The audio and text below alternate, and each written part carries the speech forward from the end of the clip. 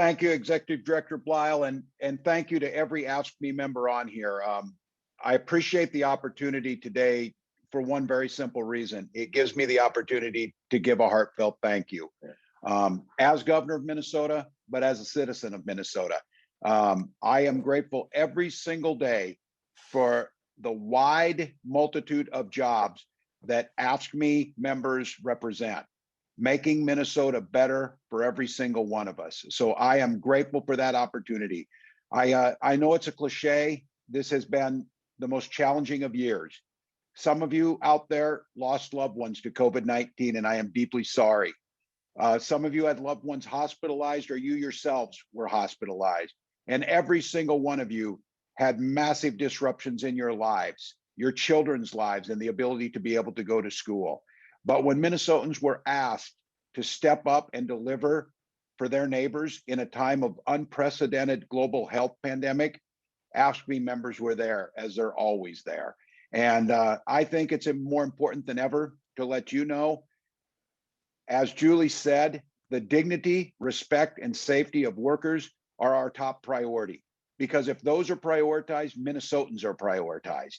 And whether it be nonsense around trying to void honestly negotiated and signed and sealed and delivered contracts, or whether it's trying to minimize this public health pandemic and put workers at risk by forcing them back into unsafe conditions, I am more grateful for than I ever have been to have a lifetime of being from a union family, from being a union member, and recognize that all our workplace safety, all our sense of dignity, all of those things that makes life better were negotiated by those who came before us and by those of you on this call today. So please know you have my deepest gratitude. Our budget, while put out ahead of better budget numbers, I think shows you that we view that as a responsible fiscal document to balance a budget, but I am never going to balance it on the backs of working people. I am never going to leave Minnesotans behind who were hit by COVID hardest. Kids, working families, small businesses. And just to be clear, for those out there screaming that how unfair and how horrible it is, that I would ask people making $20,000 a week to pay 1% more to ensure that all of us do better. And the people who help those people make $20,000 a week are taken care of too. This idea of a false scarcity, or this idea of that 1/10 of 1% of folks is driving this economy, is absolutely false. It is a multitude of folks just like every one of you who get up and make things work. And I will tell you, this idea of the first thing that gets thrown up is cuts to state agencies will not stand. It will not stand because it's disrespectful to the incredible and dangerous work that you did during a pandemic.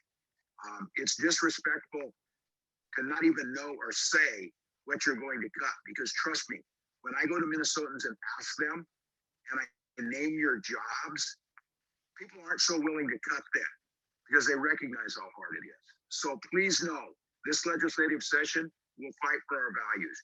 We'll ensure that the dignity and the importance of public sector employees is absolutely critical. We'll balance a budget, but we'll do it progressively and fairly to ensure that future Minnesotans have the opportunity to succeed here, just like each and every one of us wants that opportunity. And I want you to know that we made announcements today around the vaccination of COVID-19. It was always our goal to vaccinate the most vulnerable first, always understanding that the supply was going to be shorter than the demand. But I'm proud to say Minnesota has consistently been in the top 3 or 4 states of getting the vaccine out the fastest.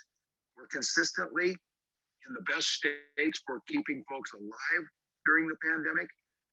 And just recently, we were named the best state and the safest state for children in the entire United States. And many of you on this call are responsible for that.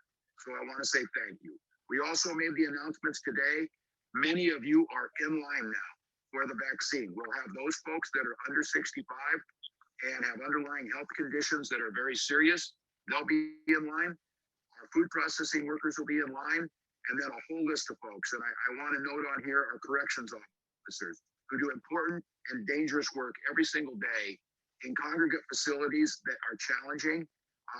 You will all be prioritized in that, and that will start very, very soon. And as more vaccines come in, each and every one of you will be added to that. So to AFSCME members, I'm grateful. I'm grateful as your governor. I'm grateful as your neighbor that you've done the work.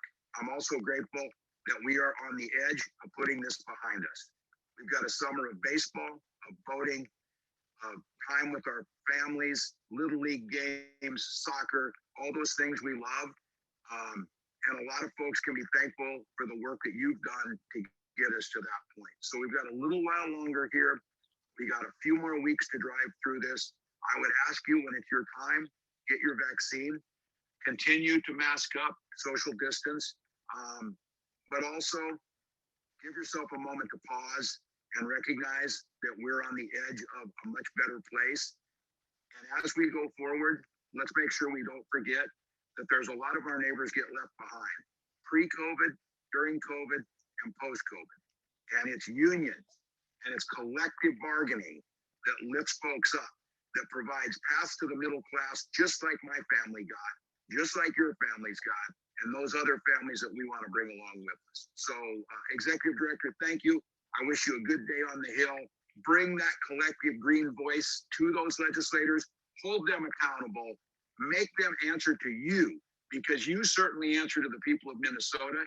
And please know that I've got your back, and there is not one single piece of anti-labor legislation that will ever cross my desk that will get a signature. So thank you all, and I wish you all the best.